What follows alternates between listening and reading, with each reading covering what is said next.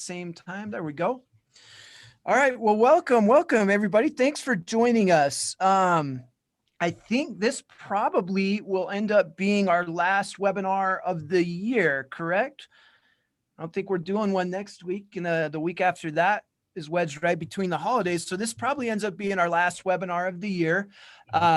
Just as kind of a review, we started doing these in March when the pandemic hit, and we've been doing them pretty regularly since. And we've tried to provide a big variety of experiences through these. We brought in field experts in lots of different areas. We've tried to share a lot of different strategies and just provide, as much support to this community of educators and therapists and community support as we can. This is the community that has our heart. This is our colleagues. This is a community we feel part of, and it's been really fun. And I feel like we've, if anything, I think we've strengthened our community.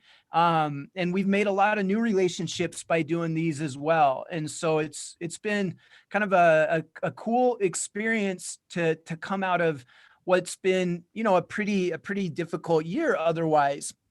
And so today, what we want to do for kind of our final one of the year is we want to offer some support to all of you. And so we have the three of us together, and I'll introduce us here formally in a minute, but we're going to be talking about resilience boosters to help out all of us as educators. And I think most of you are aware by now, but we are a resilience organization, and we teach resilience. We have curriculum, we have material, we teach the skills of resilience, the sources of resilience. And it just felt like, at the end of a pretty difficult year, maybe the most difficult year in education possibly ever, we thought, well, if we're the experts on resilience, let's share some of our boosters, give them to the people that have been tuning in. And hopefully these will be some things that you can apply to kind of boost your own resilience. So that's what we're planning on covering today.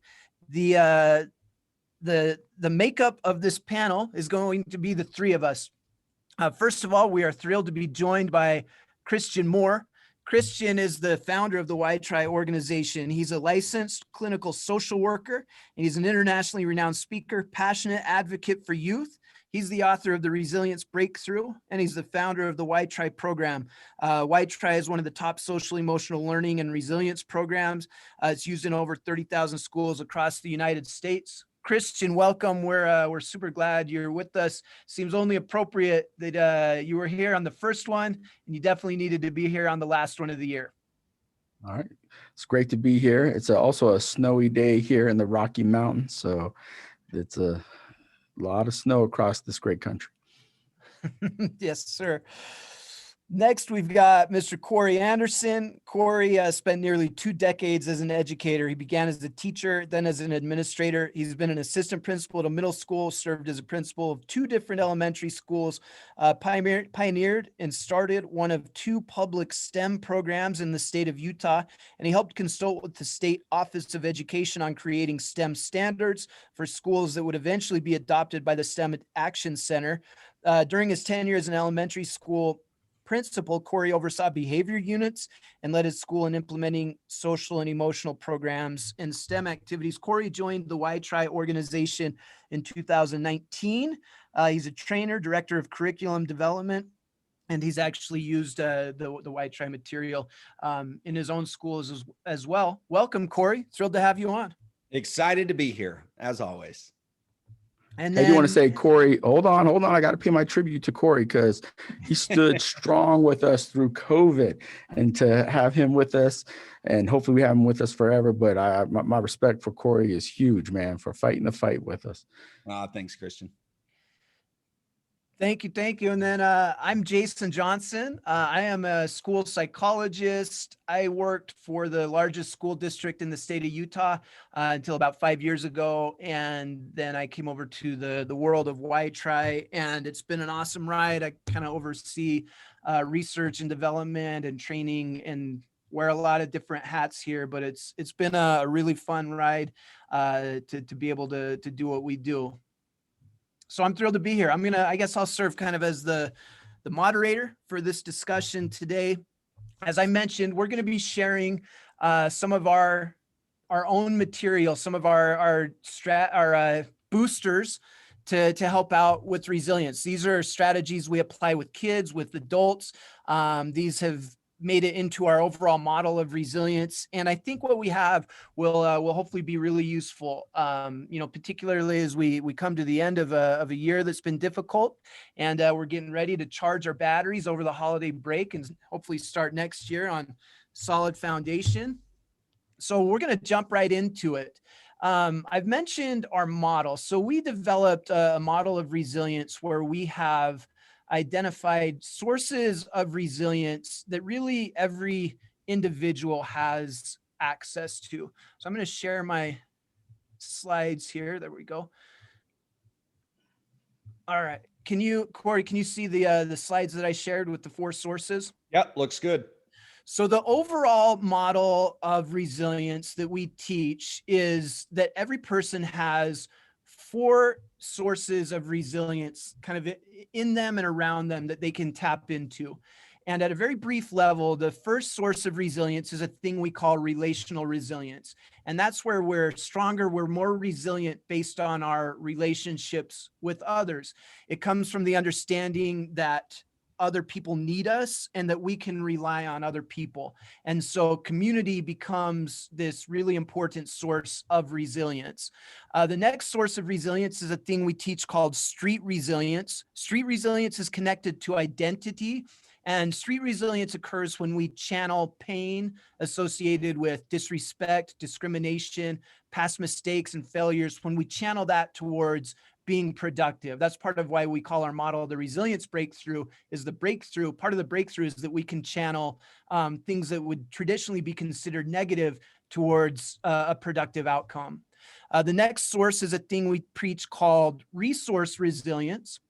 Resource resilience is learning how to be resourceful. Resilient individuals typically are good problem solvers, and good problem solvers typically know how to be resourceful. And then the last one is a thing called rock bottom resilience. And rock bottom resilience occurs when we tap into hope and confidence, when we have a belief that we can influence an outcome, when we have hope that a productive outcome may come about, even if we can't see any reasonable solution in mind. And so when we can teach that concept, that helps people elevate resilience kind of in those rock bottom moments. And then the goal is to learn to apply these things at all times. So within this model, when we identify these sources, the hope is that you can elevate a person's overall resilience kind of by understanding and tapping into these models. So what we want to share today are some specific boosters that connect to this model that when we apply can help increase our resilience. These are things you can do with kids, but these are also things that we can apply to our own life. And so I think we're going to get right into it. Christian, do you have anything you want to add to the resilience model before I jump right into it? Yeah, I just want to emphasize that we believe that resilience is already within you. That's the only other thing Absolutely. The research definitely shows all humans have the seeds of resilience in them. It's something that is not just a static condition. It can be improved, increased, and resilience is really about our relationship to challenges. We all have challenges and adversity. Our resilience involves our relationship to those challenges. So 2020 has been a year. It's been resilience. It's been a year of challenges and adversity, and resilience, I think, more than ever has been really, really critical. It's been the stuff that I think has had to get all of us through this year, and what's helping us push into next year. You know, Jason, it's interesting. Before 2020, people a year ago would even ask me, is this an important subject matter? Should we really be focusing on resilience with all the other things we need to focus on? Hopefully that question will never be asked again. So. Amen. So I'm excited. I'm going to go first. We're going to go kind of round robin style. And I'm really excited to share this. What I'm going to share with you is maybe my favorite tool in the whole world of WhyTry. It's a thing that I've taught to adults. It's a thing I've taught to kids. It's a really powerful tool that has the potential to be really, really life-changing. And it's kind of a simple mental tool, but it really transforms. It's usually the beginning step of being resilient. Now, a lot of times when we teach concepts, we like to teach them using activities or interactive things. So I'm going to do the same thing with you. I'm going to ask you all to kind of join us in a little very brief activity that we're going to do to help illustrate this concept. And I think I can do it in a way so that we can all have kind of a shared experience here and see how this thing works within us. So what I'm going to do, I'm going to put a paragraph up on the screen, and I'm going to give you 15 seconds to read the paragraph. And I want you to read it and count the number of F's, F as in Frank. So count the number of F's, F as in Frank, that are in the paragraph that you read. You're going to have 15 seconds to do it. When you get done, keep your answer to yourself. Don't share your answer yet, and then I'll tell you what to do with it when we get done. So 15 seconds to count the number of F's. On your mark, get set, go.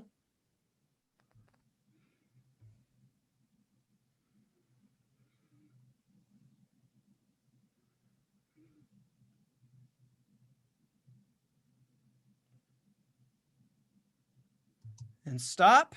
All right, now don't share your answer yet. I'm going to count to 3, and on the count of 3, I want everybody to type their answer into the chat tool at the same time. So get your answer ready, locked and loaded in the chat tool. 1, 2, 3, go.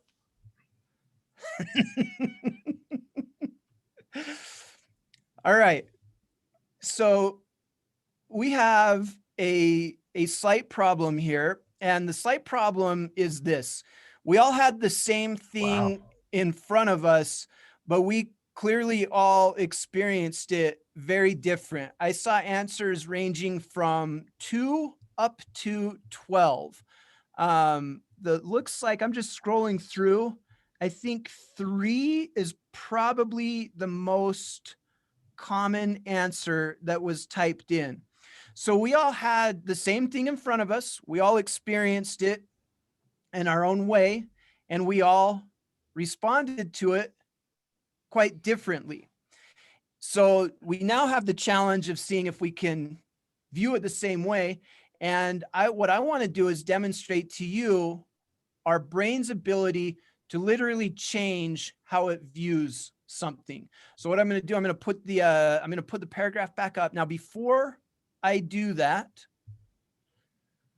I'm just trying to see, for those of you that picked 7, give yourselves a round of applause. Give yourselves a round of applause. I'm going to put it back up. And just like that, you can see there was 7 F's in that. So we could go through and process, what happened. And I don't even mind asking, light up the chat tool. For those that didn't see 7, how come you didn't see all 7 the first time? What do you think accounts for the difference in responses to that? Because they were all over. So a lot of you missed the ofs, the F in of. Of is tricky because our brain's programmed to consider that a slightly less significant word. And then the F in it phonetically actually makes a V sound, of. So our brains skip the ofs when we go through quick. The other thing is, with 15 seconds, I created a little bit of an environment of urgency and stress. And so when you feel rushed, we tend to go through things quickly. So kind of cool experience. There were probably 90% of you did not guess or say 7. And just like that, we're now all looking at it the same way. So our brains have the power to literally change how they look at something. Almost 90% of you experienced a perspective shift when we went back and looked at it the second time. So this connects to the first tool, the first booster that I want to share with you. And it's a strategy that we teach kids. It's a really powerful tool, and it's really the beginning step towards being resilient. It's a step that we call flipping the switch, and it really involves changing our perception and our perspective towards our challenges. So when you dig into resilience research and you kind of look at what contributes to a person's resilience. Resilience research usually does not involve the process of eliminating challenges and adversity from a person's life. Resilience research is really understanding how we can change our relationship to our challenges. And I think as educators, that's something we can appreciate. There's been so many times where I've wanted to eliminate challenges from the lives of the kids that I work with, but I haven't had the capacity to do that. I can't eliminate a kid's generational poverty. I can't eliminate cycles of abuse and traumatic events that exist in a person's history. But if I can teach skills that can help change a person's relationship to their challenges, then I've done something really important to get them on the kind of on the beginning trail of being resilient. And so flipping the switch is one of the really important first steps. So in our own lives, we can apply this as well. I do this on a daily basis. I've had to do this thousands of times throughout 2020. Flipping the switch is the mental process of changing our perspective on how we view our challenges. So just like we did that exercise where I helped you change how you viewed that paragraph, we can do the same thing with our challenges. So here's the steps towards flipping the switch, which is your first booster towards boosting your resilience. Number one, you have to know you have a switch. I just demonstrated it through that little paragraph activity. I demonstrated that your brain has a switch that can change how you view something. Knowing that you have a switch gives you an advantage because then you can believe that you can do this thing in the future. Step number two, especially when we're teaching this to kids or to clients, we have to acknowledge and accept there is a problem. 2020 has been interesting because we've had no choice other than to accept that there's a significant challenge. The pandemic is a challenge. Our ability to teach within it has been a challenge. Not being able to meet in person has been a challenge. So next, we have to ask the flip the switch question. Here's the flip the switch question. This is kind of the game changer. Pretty simple. How can I use this challenge to better my circumstances and create a productive outcome right now? Flipping the switch is literally the process of looking at how we can take our challenges and our circumstance and use them to create a productive outcome. Next, we want to pay attention to how we feel as we flip the switch. Do we have more energy, optimism, hope? Do we want to flip the switch again? Are we thinking more clearly? And then number five, we have to flip the switch constantly. So this is a skill that is really critical. I use this, I kind of combine this in my own life with some elements of mindfulness. I have to be aware of what's going on in my own body. When I start to feel frustration or anxiety, or I start to feel overwhelmed, then I need to kind of take a look around and see what things are contributing to that, and then try to flip that switch. I have been so impressed with what educators have done to flip the switch. I mean, in the last 9 months, we've been told that we literally have to do our whole job different than the way that we've always done it. And I think in a lot of circumstances, a lot of professions, I think people might have given up or just said, this isn't worth it. I'm not going to do it this way.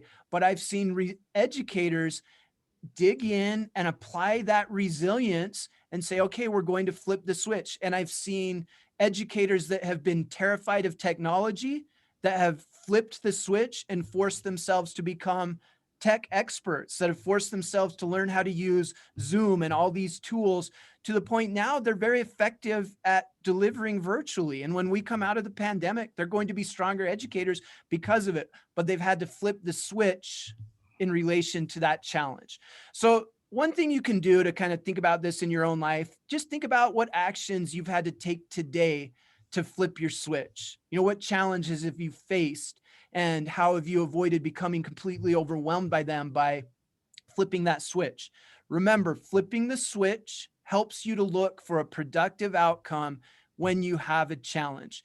That's why this is the beginning step. Resilient individuals still have challenges the same way everybody else does, but resilient individuals view their challenges differently, and they're able to see productivity and solutions through them. And in some cases, they can even use those challenges and channel them towards their productive solution.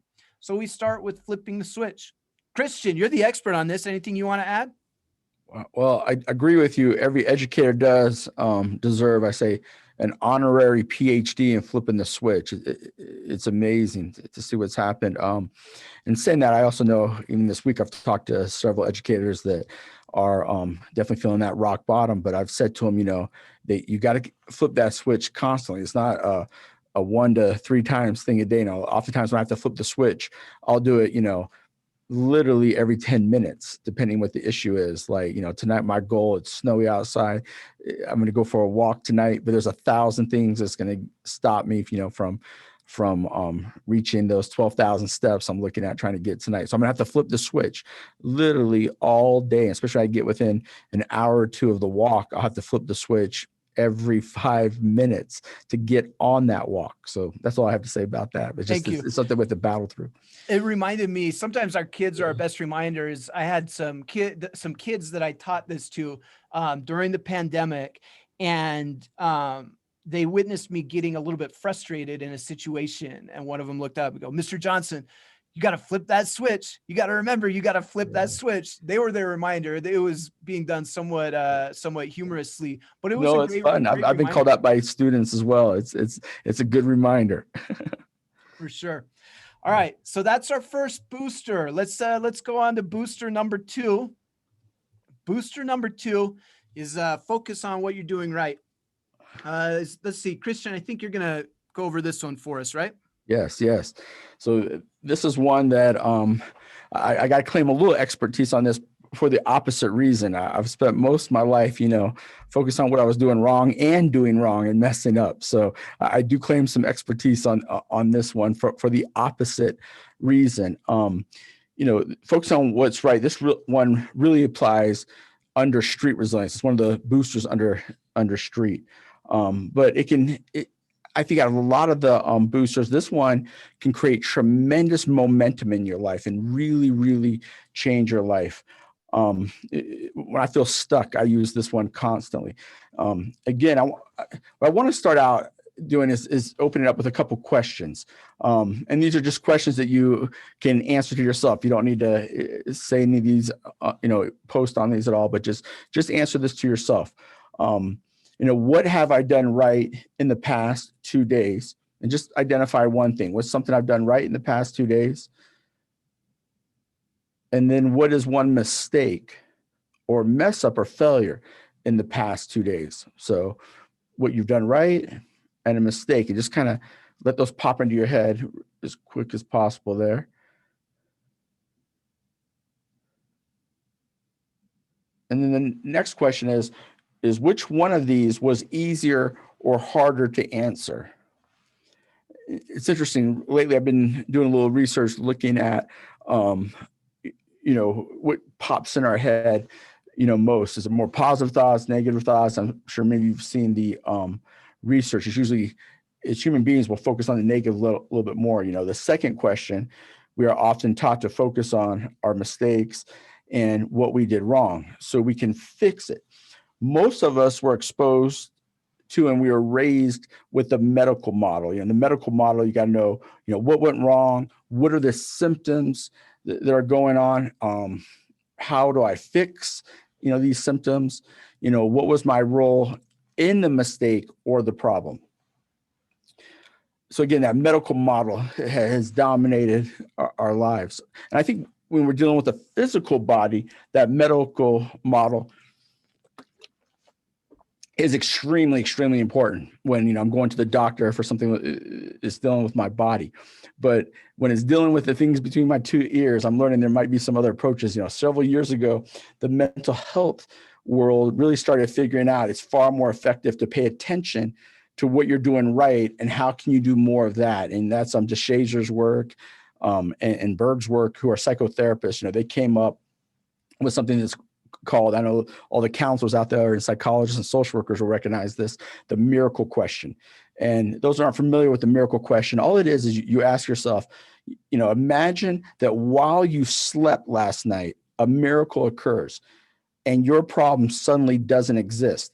Now you're waking up tomorrow not knowing that the miracle happened yet. What would be the first signs that the problem is gone? And that's kind of an interesting question. The answer to this question puts you right into the solution, and to really have you look the challenge in the eye a little bit. The goal is to focus on the here and now, not what happened in the past. I learned the solution-focused approach during my first semester of graduate school. I was failing a bunch of the tests, and I'm sure they were wondering why in the world did we let Christian Moore into graduate school. But one day, the professor who pulls me aside and he just asks me, what do you focus on as it relates to school and some of your challenges, Christian, when your head hits the pillow at night? And I said, well, I usually beat myself up for all my failures, for people who believed in me. I'm just like, oh man, I'm letting them down. My anxiety goes through the roof. What this professor said to me next, I've used almost every single day since. I literally cannot even remember a time where I've probably gone a whole day or 2 days without asking myself this question. And what he said is, he said, look, he said, when your head hits the pillow, Christian, at night, only focus on what you did right today. And how can you do more of that tomorrow? He was really creating for me was that snowball effect, that I only have so much time. I only have so much energy during the day. If I put my energy in what I'm doing right, I'm probably going to end up being more productive and just, doing more of that. Again, it's like a snowball rolling down a mountain. It's going to get bigger and bigger and bigger. And I've took this to the extreme as a parent. This impacted me so much in my childhood that when I became a parent, I was like, all right, I'm going to just every time, almost every conversation with my kids, I'll put the emphasis on what they're doing right. And it's been an interesting experiment. I got one that's going on almost 18 years of doing it, and one that's going about 14 years of doing it. And especially with my younger one, the 14-year-old, has been very effective. He just naturally goes hardcore negative. So it's been really impactful to do that with him. It's also powerful to apply this. It's funny. It took me several years before I really started thinking about this and figuring this out. I was, I've been teaching focus on what's doing right, DeShazer's work for a long, long time. But what's really, really powerful is to apply this concept to other people. It's highly stressful, and it causes a tremendous amount of emotional pain to focus on what's wrong with other people. And that's easy. I mean, that's another thing, part of the human condition. That's why we had that street resilience, because there's no shortage of people who will focus on what's wrong with you. But it's stressful. I know when there's certain people or personalities or whatever, I'll just instantly go on the attack and focus on what's wrong with them. They might be people who have different worldviews, political views. We're seeing what's happening in this world right now when we focus, intensely on what's wrong with other people. I promise almost all your relationships with other people will improve if you put the majority of your efforts and focus on what is right with another person. What are their strengths? What are their positive attributes? And for me, one thing I've been really working on when I'm trying to focus on people who I'm really angry at, or I feel like are making bad decisions, is trying to figure out what are their real motives. When I know their real motives, I can have much, much more compassion.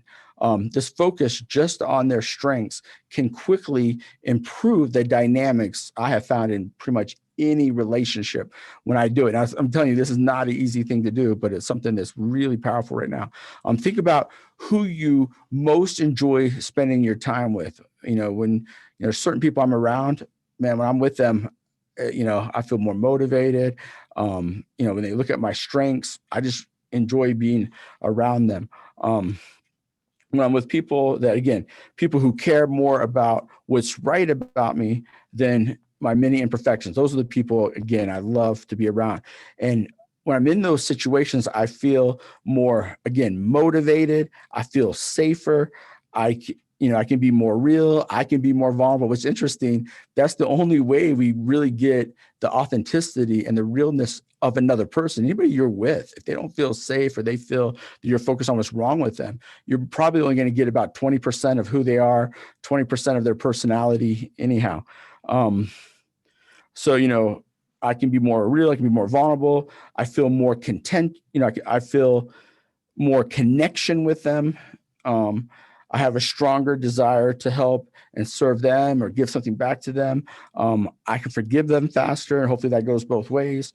When they mainly focus on what's right with me, it's easier to return again that kindness back to them. And that's the power of focusing on what did I do right today. And it's a fun thing. I mean, it's challenging because, again, our human beings naturally go negative. It's just built into our DNA a little bit, probably for some of our survival reasons. To be able to survive, we have to know what's dangerous around us, what's going wrong. And so it takes some work to focus on what's right. But again, it's a powerful, powerful thing to improve relationships. Awesome. Thank you, Christian. Love that booster. By the way, these are, so we pulled most of these from our book, The Resilience Breakthrough. If any of you are interested in exploring any more of that, I know some of you have copies of that. Corey, I think you're up. Yes, it is my turn. I get the good one. Just kidding. They're all good. I get the best one. I'm excited today. I get to share the booster called Get Some Production Therapy. And what I really like about this booster that we're sharing with everyone is that I think everybody will be able to connect to it, right? Most of us have had experience with this in the past, and whether we recognized how much it helps us or not, you probably have an experience with it. And so as I'm explaining what we mean by Get Some Production Therapy, I want you to reflect back on your own life and think of a time when you could point to and say, yeah, this is a time when I definitely got some production therapy and how it relates. So Get Some Production Therapy. Let me start by sharing just a story when I was a principal. As educators, we have these benchmarks during the school year that it's just like, oh, if I can just get to this benchmark, right? You start out, oh, if I can make it to fall break, and then if I can make it to Thanksgiving, and then if I can make it to Christmas, right? And there's all these benchmarks that you're trying to get to that if you can just last. And Christmas is a big one, or the holiday season, the holiday break, it's a big one for people to get to. And usually we go into the break with a lot of stress and a lot of anxiety. As a principal, I remember those last few days, you're trying to make, every minute count and relevant with the kids, but at the same time, you're exhausted from the mental stress and all of that. And this particular year, it was no different, right? I had a lot of stuff on my plate. And at that exact same time, a whole bunch of our teachers had decided to move from having individual desks in their classrooms to me buying these big square tables that were like science tables, so that the kids could do some more collaboration instead of being isolated in these separate desks. And so we got them all ordered. And the idea was when they come back from the holiday break, we could transition those rooms from being desks to having tables. But they arrived like a week before the holiday break started. And I remember the custodian coming into me and looking at me and saying, because there was like 50 tables to put together. And he said to me, he's like, Corey, you seriously want me to do this over the break? And I looked at him and I thought, do you know what? No, I'll do it. I'll do it. And he's like, oh, no, you can't do that. And I said, no, I'll do it. And he's like, well, I'm going to come in and help. And I'm like, you do what you want to do. But honestly, I feel fine coming in and putting these tables together. And so I ended up doing that. And it was actually one of the most rewarding things I did all year. Like I said, I went into the break just stressed out with all of the different things I was juggling as an administrator, all the things that you juggle as educators every day. You know what I'm talking about.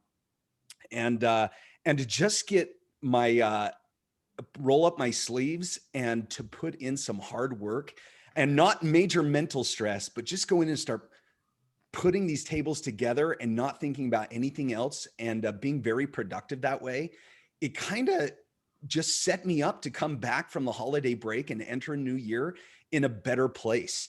And that's really at the heart of what production therapy is. It's about using hard work to clear our mind and to be productive and to get something done.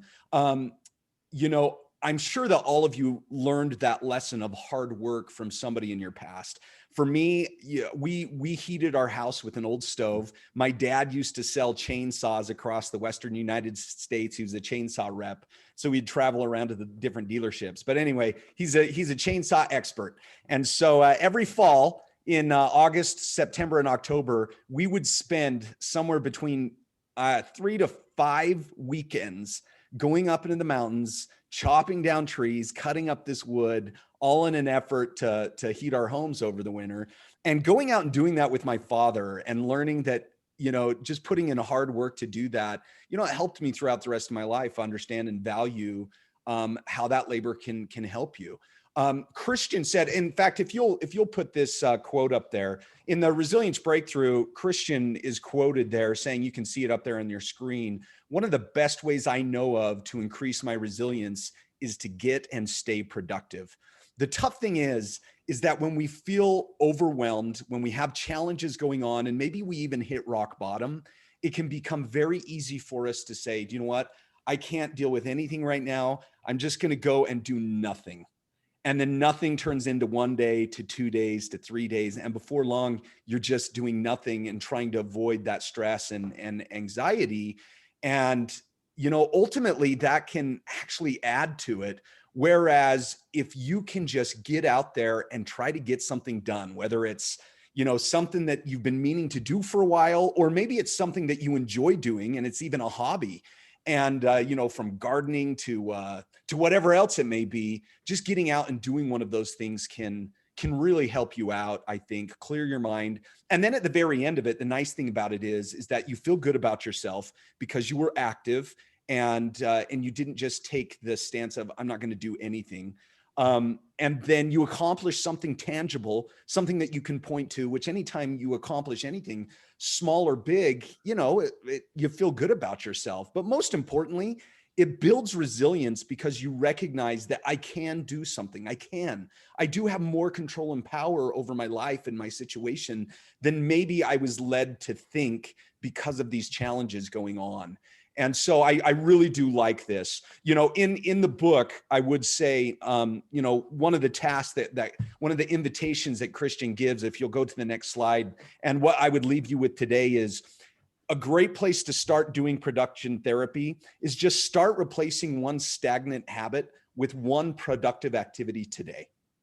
And so if you know there's something that, you're probably better off not doing that thing, go and replace that with a task, simple or complex, that you can get done and feel good about yourself. And it will actually help you clear your mind with regards to bigger challenges that are going on. So that's production therapy. Awesome. Thanks, Corey. Awesome. All right. Oh, that means I'm next. Go for a small win. So this will be our, let's see, 1, 2, 3. This will be our 4th booster that we're covering today. We're going to put a list of these up. By the way, a few of you have asked. We're going to put a list of these up, and then we'll reach out for after and give, you know, send a link so that people can review this this video if they want to as well. So go for a small win. This is a great booster, and I think it's really, really applicable to kind of what we've all been going through during 2020. Part of why we decided to take this approach this last week is because we've had so many educators reach out to us, expressing that they were feeling discouraged and overwhelmed, and just expressing how difficult this has been. And we thought, you know, we need to give something back. And some of these boosters have been so applicable to getting us through these challenges. So this concept of going for a small win kind of connects back to that sense of being overwhelmed. So I'm not going to make you respond in the chat tool, because this is, you know, somewhat of a personal question, but I want you to just ask yourself, think to yourself, how you have felt over this last year. Have you felt overwhelmed this last year? Have you felt stuck or like change or improvement couldn't occur in this last year? Have you felt limited in what you could do in this last year? And I can't speak on behalf of all of you, but I can speak on behalf of myself. I've felt all of those things in different in different amounts over the last year. And when we get overwhelmed, it's kind of interesting just to think about what the concept, what it means to be overwhelmed. When you're overwhelmed, it really means that you're feeling so much, you're feeling the weight of challenges so much that it doesn't feel like we can progress through that. And so overwhelmed, the sense of being overwhelmed kind of limits our belief that we can change, progress, or make something happen. And 2020 has created kind of the perfect storm to feel overwhelmed. We've had to teach in a way that we don't prefer, that we're not used to, that we know may not even be as effective. And then we still feel this burden of reaching and connecting with our kids the way that we want to. Part of what drives all of us as educators is the belief that we can make a difference in the lives of the kids that we're working with. And when we don't feel like we can make that difference, that's a really, really discouraging feeling. And I know that was one of the things that really weighed on me. And so I feel really, really fortunate in what I do, in that I get to connect with educators throughout the country. My circle of friends and colleagues and professionals is massive. And I love getting to know all of you because I learn so much from all of you. And I was talking with a friend that's a school counselor the other day, and I was asking her how she was approaching this, how she was dealing with being overwhelmed. And what she described goes right along with this booster of going for a small win. So the concept of going for a small win essentially is approaching a really big challenge that seems nearly impossible, seems perhaps overwhelming, and then figuring out how to break it down into small, accomplishable tasks. And when I was talking to this school counselor, the way she described it to me, she said once the pandemic hit and we had to switch over to this kind of virtual model, she had to change how she approached things because it felt really overwhelming to say, it's one thing when we're in the schools together and kids have to be there to say, I'm going to gather all my kids together. That's a normal thing that we do. We get the kids in the classroom and we work with them. Well, now in a virtual setting, it's a challenge just getting kids to hop on to our virtual call. And so she said she had to break it down and she had to identify these small wins every day that she could pick. And she would make this to-do list of small things that she knew she could accomplish that could help contribute to the overall big challenge. So each day she would say, I'm going to pick one parent that I'm going to get a hold of, or I'm going to pick one kid that I'm actually going to connect with today, or I'm going to pick one kid that I'm going to help to engage and give a response in my virtual lesson today. And she started picking these little tasks on this little to-do list that contributed to her overall challenge. And what happens is when you start to check off those small to-dos and realize that you can accomplish those small pieces, it starts to be really empowering. And our belief and our confidence that we can work through this starts to increase. But when we view things at a really big, really macro level, it can feel really overwhelming. So the task, we always try to give a task with a booster. The task that I'm going to give you all for going for a small win is to take your big challenge and break it down into small to-dos. And the standard for those may be very different right now than what they would have been a year ago. Break them down into small to-dos and then pick a couple of them each day and start trying to check them off. And I think it actually connects really well with Corey's booster of production therapy. I know when I do that, it suddenly starts to make me feel more productive. And when I feel more productive, I feel more confidence, like I'm actually making a difference on this thing. But that's been for me a really critical coping strategy, that going for the small win through this pandemic, because it shifted what is realistic so much that some of my previous standards for myself, I just couldn't do all at once. I had to break them down into small things. So go for a small win. Really, really useful booster to help us break big, overwhelming things into smaller, accomplishable tasks. Christian, I think you're up, man. All right, that was a great one, Jason. Thank you, thank you. The last, but I think very important, is the power of a future promise. This goes with rock bottom resilience, one of our boosters under that. And again, I want to start this booster out by just asking a couple questions. What are you having for dinner tonight? Just let that pop in your head. What are you having for dinner tonight? Do you look forward to it at all? You look forward to eating it, or is it just another meal? I know tonight I'm barbecuing. I barbecue year round. I don't care if it's snow, rain, sleet. That's why I'm in top physical condition right now, but I'm gonna be barbecuing tonight. I'm having my favorite Italian salad and my new favorite ice cream. Just discovered this maple syrup ice cream. It's made with this really good syrup. I'm looking forward to it. And I'm telling you, it's gonna literally impact my highs and lows today, knowing I'm gonna have this meal.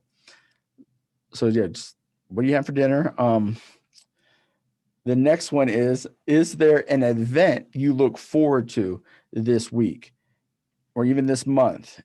Hopefully it's the holidays, the end of 2020, new hopes in 2021. There's going to be a lot of change in 2021.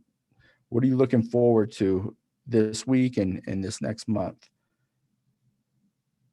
And next is, who is the next person you want to give a hug to or get a hug from?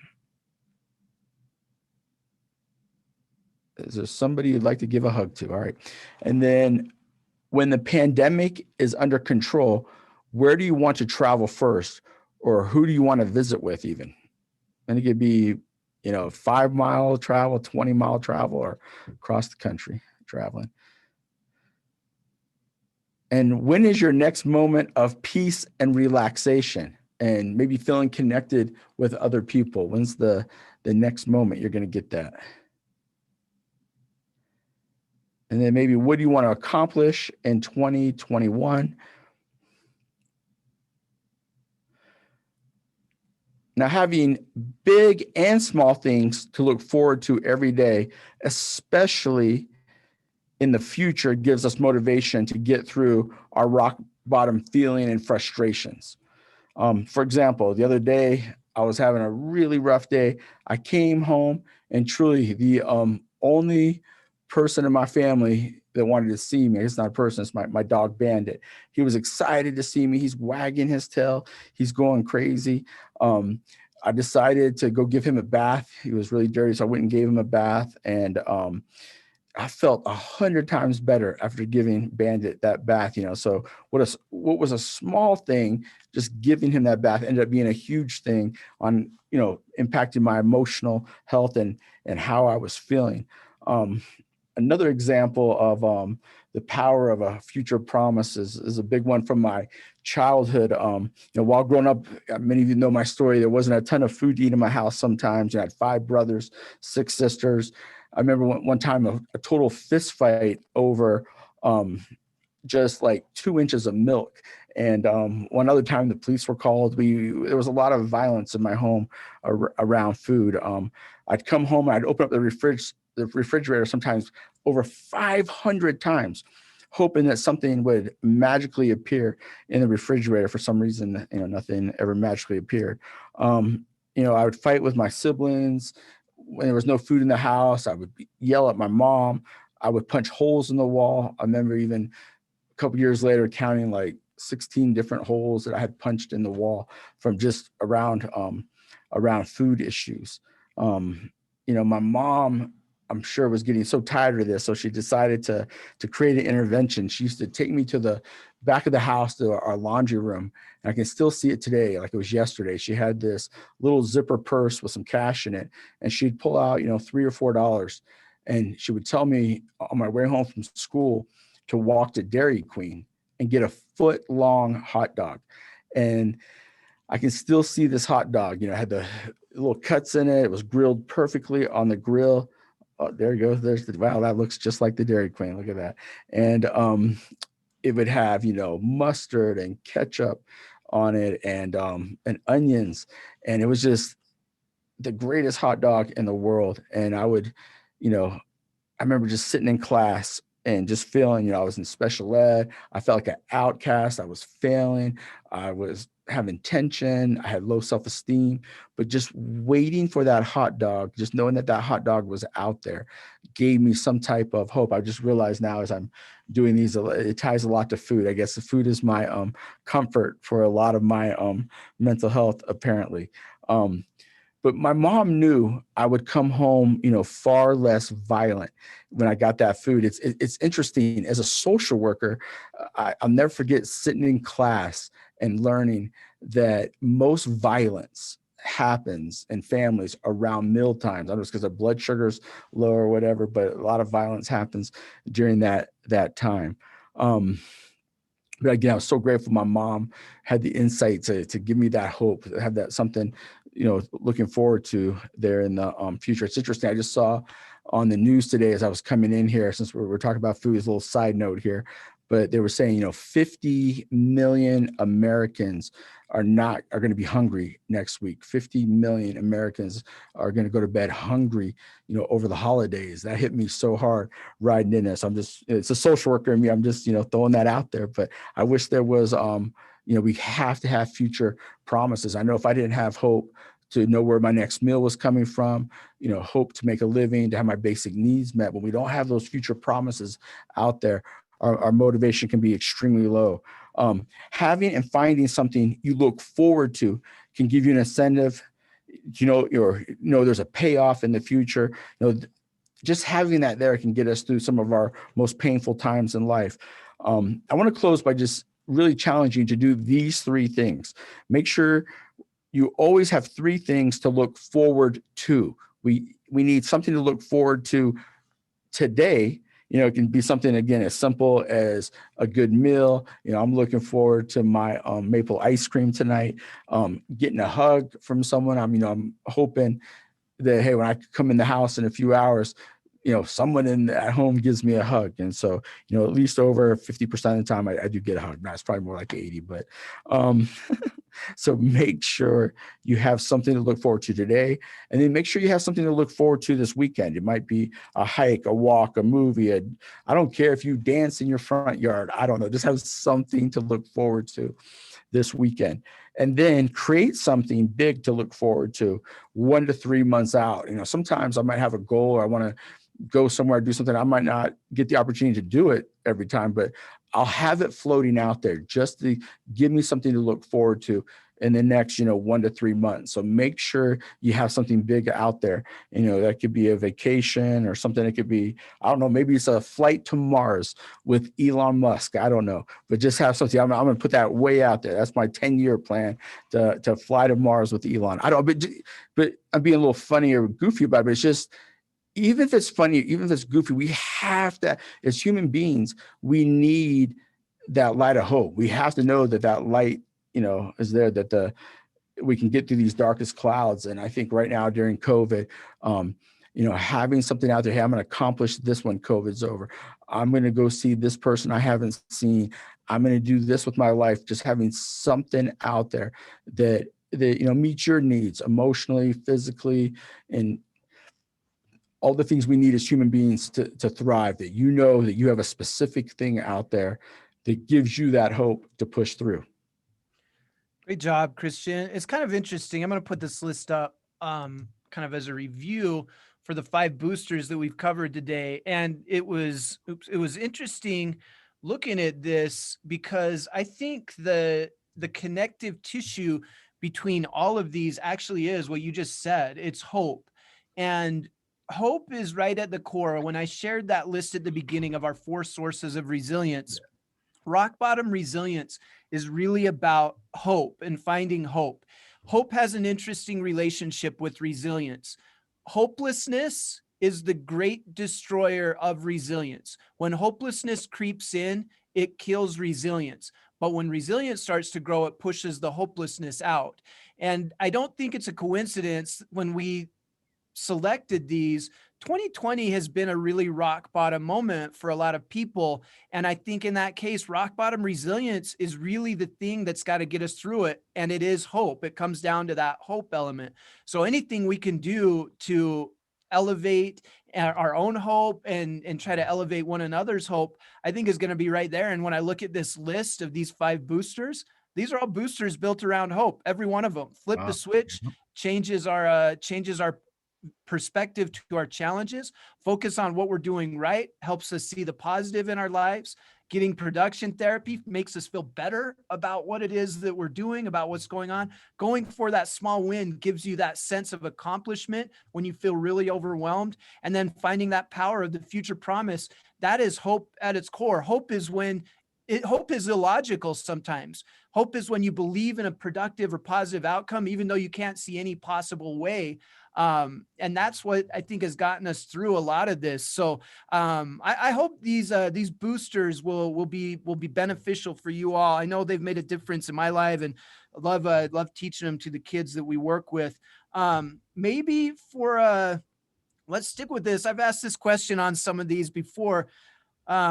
Let's go parting thoughts. We're just about out of time. Any final thoughts on this, Christian and Corey? And then before we cut everybody loose, I'm just going to give you both the question. What's giving you hope right now? Christian, let's start with you. Parting thoughts?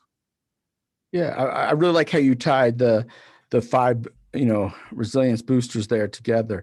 It's interesting, the 2 through 5, we can do those to flip the switch. We can apply flipping the switch to apply those other 4 there.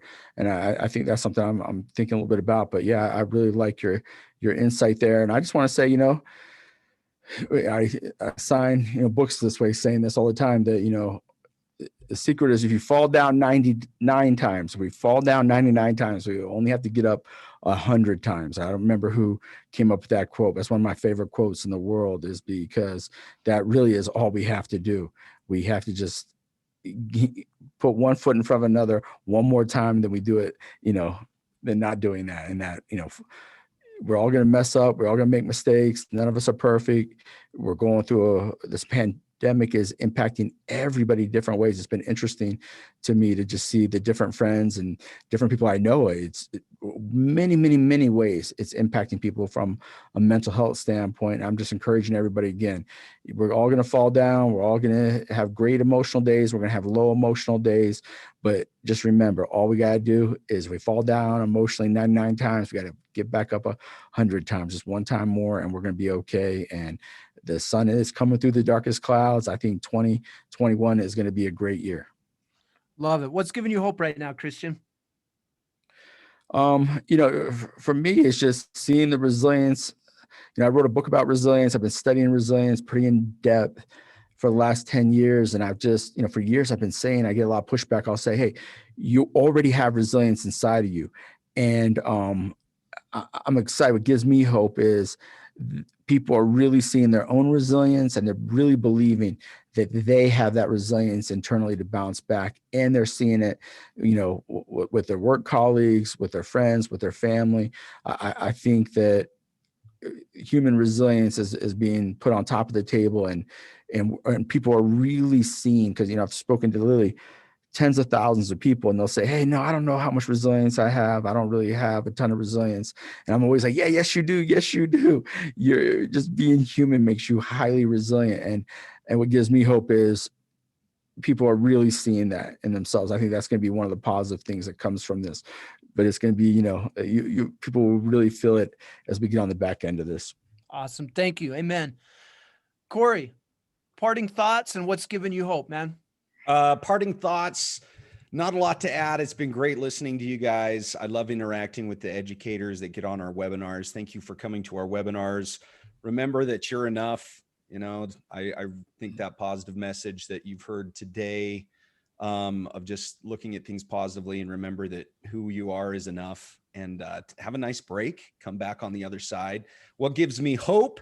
Actually, what gives me hope is not to not to be redundant, but what gives me hope actually is the interacting in the chat window, in these webinars, in the trainings that I do with educators, and listening to what they say and what they share with regards to what motivates them, what they're going through, how they get through it, how they support one another. It's pretty awesome. And it just reminds me that there's a lot of people out there doing a lot of awesome things. So Love it. Delonda in the chat too. I'm going to read this one out loud. She just gave a great quote. She shared this quote. It says, "You've survived 100% of your worst days."